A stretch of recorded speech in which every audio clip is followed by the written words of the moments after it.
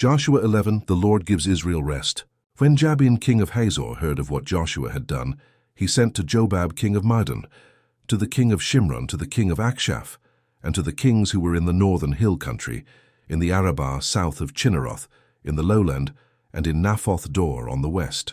He sent to the Canaanites in the east and in the west, to the Amorites, the Hittites, the Perizzites, and the Jebusites in the hill country, and to the Hivites under Hermon in the land of Mizpah.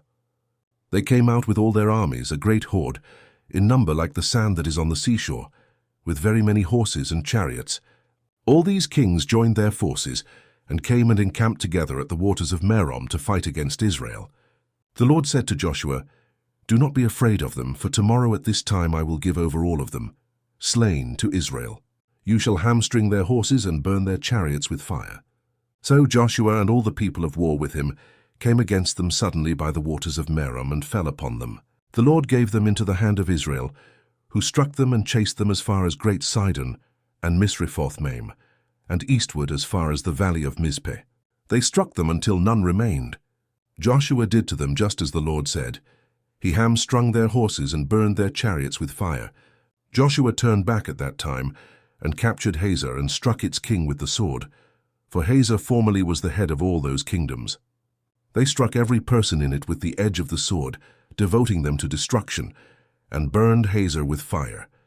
Joshua captured all the cities of those kings and their kings, and struck them, just as Moses, the servant of the Lord, had commanded.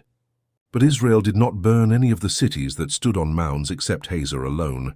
All the spoil of those cities, and the livestock the people of Israel took for their plunder. So Joshua took all that land, the hill country, all the Negev, all the land of Goshen, the lowland, the Arabah, and the hill country of Israel and its lowland. He took the land from Mount Halak, which rises toward Seir as far as Baalgad in the valley of Lebanon below Mount Hermon.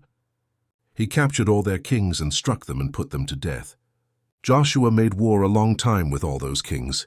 There was not a city that made peace with the people of Israel, except the Hivites, the inhabitants of Gibeon.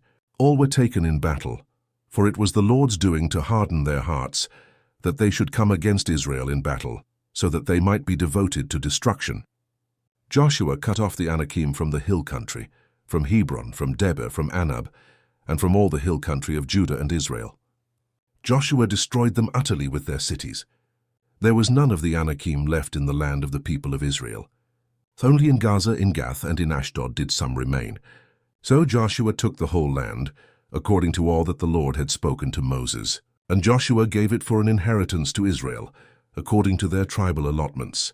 And the land had rest from war.